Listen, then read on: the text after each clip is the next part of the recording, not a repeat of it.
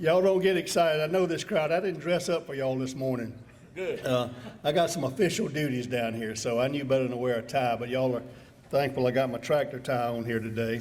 Joe, it's good to be with this crowd. I've told several of you this is not going to be so much of a speech as a listening session. In my position currently, I've got a little bit of influence over education, higher education, extension service, research in some of our university systems. So I need to hear from folks on the ground what's happening, what's going on out there from a Georgia perspective. As former secretary, I can't help you with USDA right now. But anyway, I want to hear from you all on the ground what it's like out there. Joe mentioned to you, I love peanuts. I'm a big consumer, and I love the industry. I love peanut growers. I love peanut handlers, and I just wish we could have a marketing organization kind of like almonds do, because it's a better nut than an almond all day long. So y'all are going to have to talk to me this morning. Again, as Chancellor, the land grant mission is and the extension model is one where we're able to disseminate knowledge out to the field. I think that's been one of the strengths of our agricultural productivity over the years. As you look at how productive our farmers have been over the years, I think a lot of that is the opportunity to disseminate real-time research, productive type research. And you look, I wish I could have brought some charts with me today to show you the productivity of the American farmer. And while I'm here, a lot of the questions, having been Secretary of Agriculture and been in the Oval Office, I get the question a lot, well, what was he like? I'll tell you this, I didn't understand fully initially how somebody grew up in Queens could have such a genuine affection and affinity for working people of the land, like farmers and ranchers like Donald Trump had. And it was genuine. Most of the time when we were there talking about other issues, not necessarily ag policy, but currency in Vietnam, energy in Europe, anything all over the world that we were there for, I'd get pulled into some of those meetings like that. But as I'd get up to leave, he'd notice me standing up. He said, "Sonny, how my farmers doing?" It was 17 and 18. It wasn't good years, if you remember. And I said, "Well, Mr. President, they're not doing very well. Will you take care of them?" And he empowered me to do the kind of things with trade promotion and other things that we were able to do during that period of time. And so I'm hoping that we can have another opportunity to see the actions that from agricultural perspective, because I know his heart regarding people of the land and people who build things. What I finally concluded was, and I'm not going to make a political speech here, Joe, but what I finally concluded was, in the American farmer and rancher, he saw the embodiment of the American spirit, the one that lays everything on the line, survives hail, floods, drought, tornadoes, hurricanes, and everything else, and gets right back up, and the next year lays it all on the line again. That's the kind of spirit that I think he saw in the embodiment of the American farmer, that gained his respect and his affection and affinity for that. So I enjoyed those years. He empowered me as Secretary of Agriculture in order to do the things he told me to take care of our farmers. But obviously we're moving on, we're in different days today, and I've got to focus on the state of Georgia now and our land grant mission and what we can do here on the ground in Georgia. I told some of you when I got Secretary and had the opportunity to travel to all 50 states, I was really proud of our situation here in Georgia, our agricultural situation, our College of Agriculture, and everything else. What I found was we're not as good as I thought we were. And that's what I'm looking for today, how we can be the best. I've got a mantra for the university system of Georgia as a whole. It's called good, better, best. Never let it rest till our good is better and our better is best. And that's what I want for our College of Agriculture, our land grant mission. But I've got to hear from you all, people on the ground who are the consumers of that mission, what we can do better and how we can, what you can tell me today I can take back with the influence that I have over these situations. I'm not in control of them, but I've got a substantial amount of influence over our presidents and our colleges that way, that I think they will listen if we got real world improvements of how we can do. So with that in mind, I've asked Don to help us with a conversation this morning. I need to hear from you over the things that you need, and from Georgia. As I said, federal policy is what it is, and I know we don't have another farm bill right now, but you all have to fight that battle, and I'll help you as much as I can, although I don't have that influence at D.C. any longer. But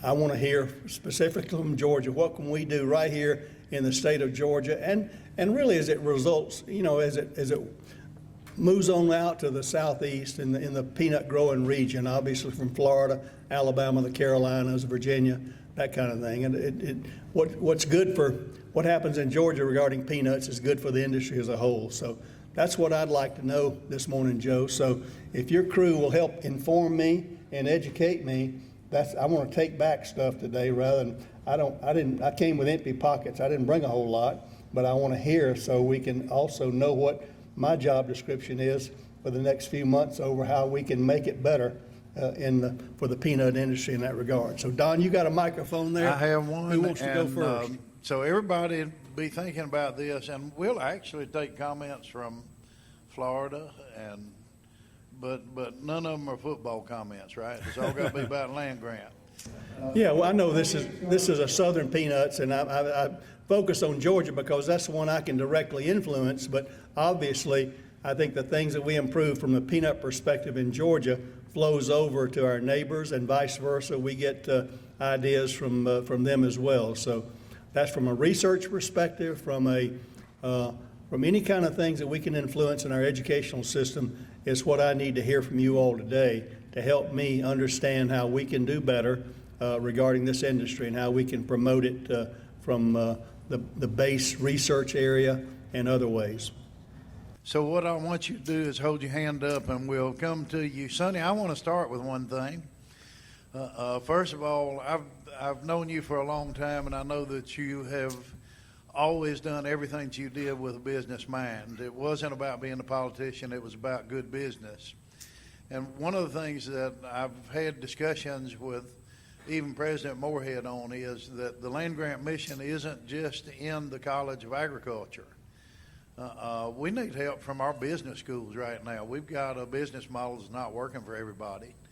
And so the University of Georgia, I think, has to have a broadened vision of the fact that everything is part of the land grant. We're working with the Franklin College now. We have something there, but we need more of that kind of vision from the university, that they can all give us something in that land grant mission. That's a good point, Don. I'd really like to hear more about that from that overall. I've probably focused my comments on the College of Agriculture and Environmental Sciences when it comes to land grant mission, extension mission. Obviously, that's where it's located, but I think you make a really good point about our whole land grant appointment there in the Morrill Act is not just the College of Agriculture, it's the University of Georgia and Fort Valley State. So how can we really, how can we expand, how can we make that university-wide and a recognition of our number one industry? All right, comments? Got one over here. Y'all gonna have to talk to me this morning. I'm serious about that, Glenn. Let me know. You're not gonna hurt my feelings either. Good morning, Mr. Sonny. We may have to bring that band back, get y'all stirred up. Hey, that band was awesome. So last week I had the opportunity to attend APRIS, the American Peanut Research and Education Society. Research in the peanut industry has probably been more valuable than in other crops because of the fact that peanut varieties are, for the most part, bred in public institutions. So it's really important to the peanut industry, and there are a lot of exciting things going on. But I see this, and having attended some of those meetings, and I see it in Georgia too, there needs to be sort of a change of culture so that those folks in leadership understand that this is a service. This is not an ability to generate more opportunities for grant monies and administrative overhead and all of these things. And I know this exists in some of our other states around too. But I would like for us to think about how we can change the culture at the ag schools throughout the land grant systems and understand that is a service mode, not an opportunity just to generate research dollars. I think that's a great point. It's something I've already recognized, is that oftentimes we put the metrics from these professors and researchers as how much grant money they can bring in, not the service they're providing. They really got three missions, obviously. Teaching, education, 1, service is number 2, and research is number 3. But sometimes that gets flipped on its head, and because the measurement that we're using for promotion and other types of things are based on research dollars brought in. So I think that's a good point, not only in our agricultural area, but I see it kind of throughout maybe our university system as far as, and it's just human nature. I mean, if I'm going to be promoted based on one thing, what am I going to focus on?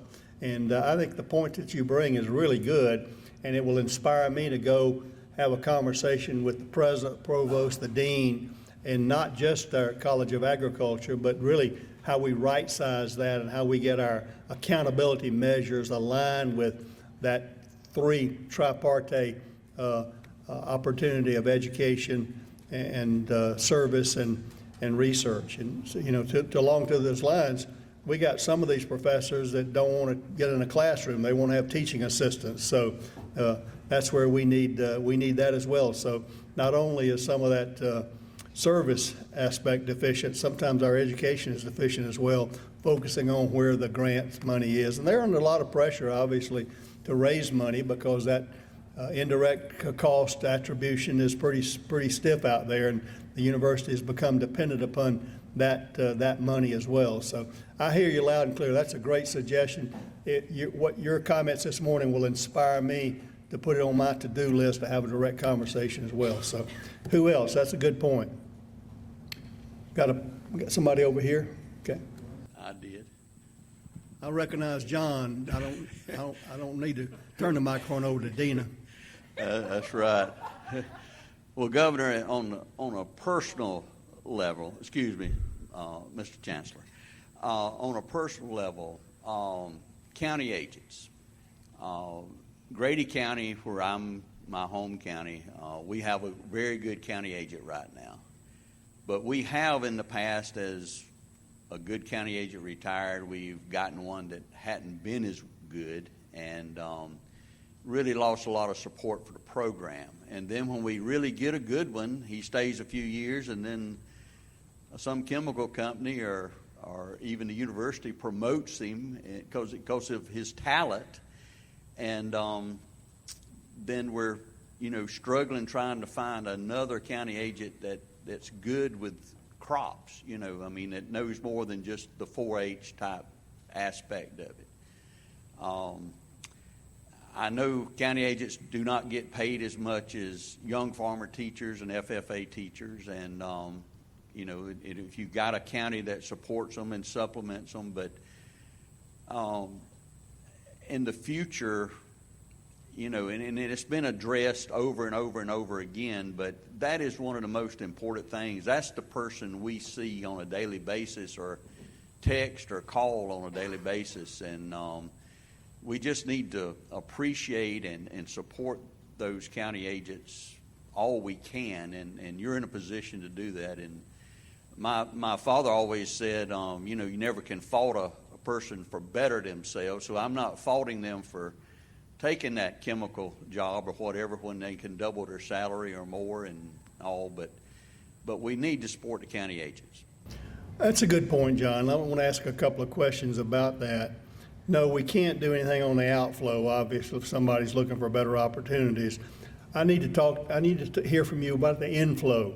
how are we educating our county agents? What is the quality of our county agents coming out now from their educational perspective? You can't always expect a farm kid that grew up on a peanut field in Grady County to go to school and be a county agent and come back there. They got more choices than that right now. But what is the overall outflow generally? Are we seeing a quality level of younger, freshly graduated for county agents coming out now? Is there any, again, back to my job as far as influencing the education part of that, how are we doing regarding that? Obviously, the extension service is complex regarding local county relationships and other things, but are we having, are there enough? I know at one time we had real vacancies in some pretty important ag counties overall. We went through this consolidation period back several years ago. What is the state of that? I hear what you're saying, but I need to kind of get to the point of what's the inflow of ag agents and how well are we preparing them for the real world out there in the field? Well, I know the county agents that we've gotten that are young, if they didn't go to a county where they had production agriculture there and actually studied under somebody that was very good with row crops, if they just came straight out of college to our county, they were useless and lost a lot of support in the county, and a lot of farmers went with consultants and never even bothered with the extension service again. So, it's like my son graduated from the University of Georgia, and he wished that they would have taught him about the GPS systems and, stuff like that, real world rather than just some of this other stuff. And, I don't know how you train somebody to be job ready, but that's just in personal experience.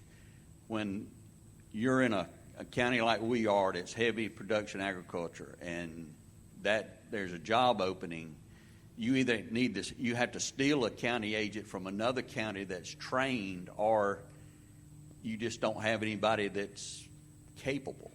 And so that's kind of where because not everybody wants to get out there in those gnats and walk those cotton fields and everything else when they can, do other stuff with the extension. Okay. I'd love to hear from anybody else along that period, but obviously when you talk about Douglas and wishing he'd learned about this and that, agricultural technology is moving so fast. There are a lot of things I wish I'd learned that are developing that were different today than they were yesterday. So that's the one thing. One of the things we're trying to do with the precision ag farm in Perry there is to help modern the technology. That was the phenomenal thing I remember at USDA is the degree of technology and just planter technology and every sprayer technology and all that. And it gave me a lot of optimism that the world's not going to grow hungry based on all of that. So that's hard to keep up with. It's hard to keep up with you on the farm and all the modern technology, the modern chemicals and everything else. It's hard to keep up, the different genetics and all that. So that's the good part about agriculture, though. We're continuing to grow, and we're going to need to continue to grow to feed those 50 billion people coming sometime. Well, another one of your fine institutions, ABAC, is really graduating a lot of ag folks with very practical degrees. Mm-hmm. Some of them are now, we had one that was working with us in the extension service, stole somebody from industry for a change. They stole him from us and took him to Decatur County. He's now working on his master's at UGA, but he got his bachelor's degree at ABAC, which is a really pretty good practical degree. And I would hope as Chancellor you can get ABAC and UGA to look at more opportunities for some dual enrollment kind of things that they could do before you get to the bachelor's level, get past your bachelor's degree. Dual enrollment, what? I'm focused on dual enrollment coming out of high school, but you're talking about between the two institutions? I'm talking about, for instance, in the College of Engineering, you have a double dog program where they're getting a business degree and an engineering degree all together. If we could look at ways to have some cooperation, and I understand that everything is about enrollment, but if you have ways that they could get some of the coursework that they want to have that's more technical toward the master's level at UGA Tifton, it would be really a pretty darn good thing. So you have them at ABAC and UGA Tifton all at the same time. I heard another program that they thought we ought to have a master's at, I think, in public policy, and from the university there, as far as we advocate in D.C. and on the family. You know, in this industry, as small a footprint as the peanut growers are, you got to fight and claw every day for to get attention that way. We don't have, we don't have the type of representation politically that the peanut industry used to enjoy, and we just got to recognize that. But what we have to do is roll up our sleeves and make friends and learn people, get to know them, have them on your farms, and then advocate for that. It seems like we've moved back into a corn bean versus peanut cotton type of environment that in D.C. right now. And honestly, when you do that, number-wise, that's not a good setup to win without strong people at the table in those negotiations. So maybe who wants to talk to me about that Masters of Public Policy or Masters of Communication there? Where's that? Somebody told me earlier.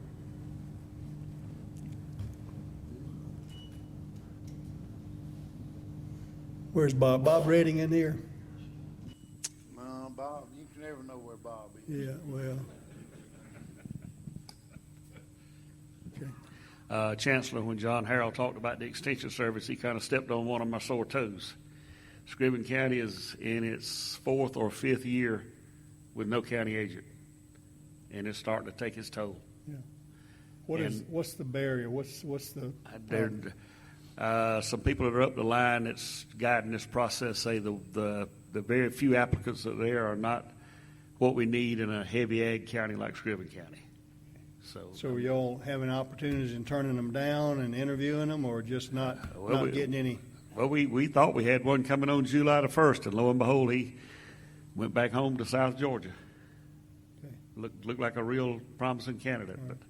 but I don't have any I think there's just not enough candidates, and I think part of this. One thing I would encourage you to do to put more pressure on the administration of the University of Georgia to appreciate agriculture, to really appreciate it. I think there a lot more emphasis is on the technology and medicine and all of those type of things, and they're important. But food 3 times a day is the backbone for it. And one of the comments you made earlier that really brought it home to me, or I was thinking about, is the fact that, yes, those of us in agriculture lay it all on the line year after year after year. I've sometimes reckoned it to being in a big poker game. There isn't but one pot, and you got to stay in till the end, and you will get some of it. But it might be pennies on the dollar when it's all said and done, but you've got to turn around and do it again, where most businesses don't have to operate like that. I remember when I was in agriculture, people say, "You buy lottery tickets?" I said, "No, I gamble every day." I don't need to buy lottery tickets. All right, anybody else? In the back there, Don. Ken is back there. All the way back. You better come to him. It'll take Don till next week to get down there, back there. I don't know. Wait a minute. Do we want to hear from an economist or a farmer? Okay. Mr. Perdue, I'm Ken Barton with Florida Peanut Producers Association, and we use checkoff dollars from Florida growers through the University of Florida IFA system. And the subject that you've talked on here for a few minutes is not just unique to Grady County or over in Jones County in Sylvania, but all across Florida as well. The IFA system and our county agents, they attract bright young men and women that are well qualified. But the difficulties we have is, just like John said, retaining those bright individuals to stay there to help the farmers. So our question is, how do we keep those? And I know it's by the paycheck, but how do we as farmers and grower associations convince our land-grant university, hey, this is important to us, and we need to keep those bright young minds that are energetic on that farm, on that extension appointment, working for farmers. So that's the big thing that we have. How do we keep them? I'm going to flip that question back on you. Individual choices, obviously, in agriculture, people have a lot of choices, a lot of career choices these days. But how are you making them feel at home in that way? Many of you do what you do, farming, because the love, not necessarily for the return, but just that's who you are.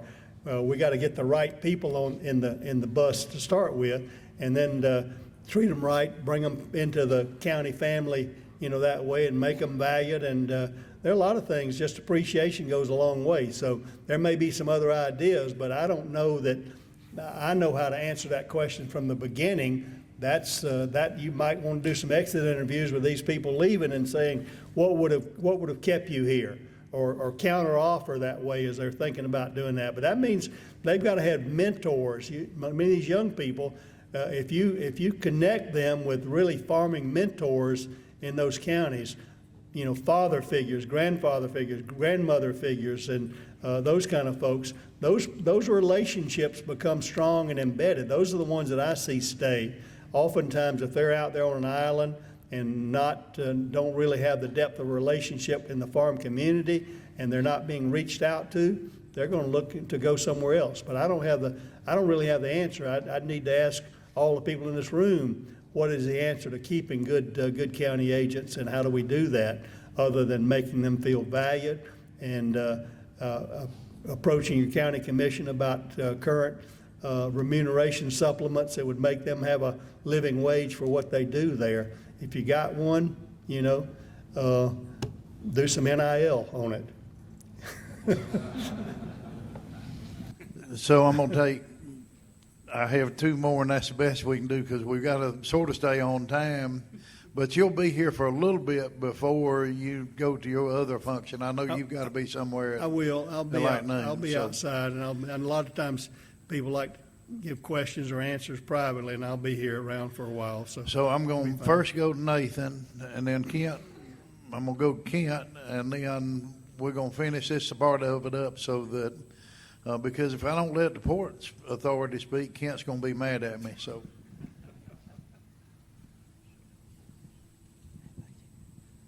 Nathan Smith with Clemson University, and we're dealing with the same thing. The pool is really, really small. We are advertising ag agent positions 2 or 3 times before we can get 2 or 3 acceptable people to interview. And so I've been really encouraging our administration to think we got to grow our own. We got to identify them in the classroom and do things like college giving summer internships to get them students exposed to extension and get them interested, and then try to grow our own through their degree, get them with a good specialist that can teach them in grad school, and hopefully they fall in love with extension and we're more likely to keep them. It's really hard to compete again in the market with them, but the model, and most of them are going to be non-ag experience now, but that doesn't mean they can't be a great county agent and hook them up with some of our best agents in trying to address that. But it's tough right now to try to get good agents and keep them. But your recommendation of growing your own, young people in your community that have an affinity and affection for agriculture, that want to farm but may not have the opportunity with land and other things, pull them under your wing, intern them, bring them on the farm. How about some scholarships? And I think you can even create some service scholarships where you pay for their college education, and with the agreement that they would come back in that county to serve in that regard. So I think that's a great process that we may need to think even in our high school levels, looking at those 10th and 11th, 12th grade kids that are just driven to agriculture and want to do what they can, but they don't have a real opportunity to farm themselves, and that's how they can vicariously be part of agriculture in that way. So that's a great suggestion. Chancellor Kent Fountain, and appreciate you listening. And we appreciate what you're doing. Obviously, trade and export's a big deal. So I was tickled when I see you chairing the Port Authority, Kent. Well, I appreciate it. I just want to reiterate some of the first comments. So I've chaired the Georgia Seed Development Commission, and I think I'm vice chair now. We give a lot back to the university. We take our proceeds and give them back to the College of Agriculture. We try to give it mostly back to our mission, seed breeding, and we do it in mostly in capital projects. But we're getting more and more requests for technicians. And the seed breeders are saying that they're not being funded. The technicians aren't being funded. And so everything comes back to funds, and we know everything's tight. But, you know, as we started this, we're a land-grant university. And so our mission is to be a land-grant university. So I would just encourage it to look into some of these things as that to make sure the money is coming to the College of Agriculture to be the best. And we feel like that the technicians should be funded by the College of Agriculture. A combine and things of that nature, we're very happy to help with, and we do. We give about $1 million a year. And then the other thing is extension. We've talked about extension, and you know, then we'll have someone that will help fund extension through the Peanut Commission and others to get a technician or someone, and then they come up with a 9-month contract, and they ask them to do a 9-month contract to go get more money on their own. And it gets back to the first question: is we need these people doing their job versus trying to find money for the next 3 months.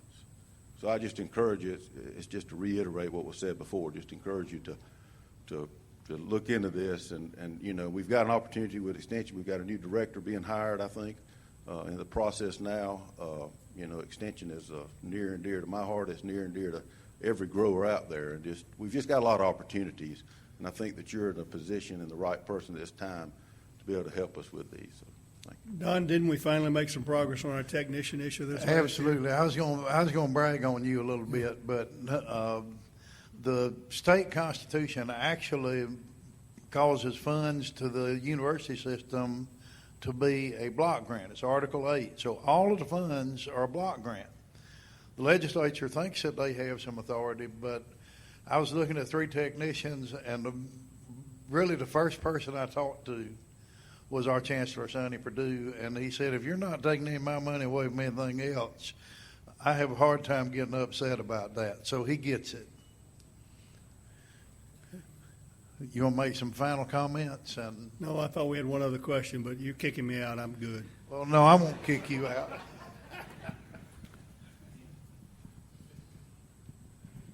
Don, I didn't expect to get my question, so I appreciate it. First off, I want to say thank you for being here, and that the technician I brought today is funded in part with the money you're talking about. So last year I didn't have a technician. I do now, in part, funded through that, so I'm grateful.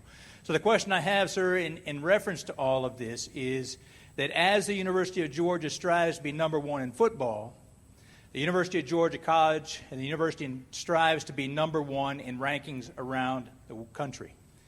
What I'm doing today counts for almost nothing in terms of the matrix that are used for becoming number one ranking in the country as far as universities go.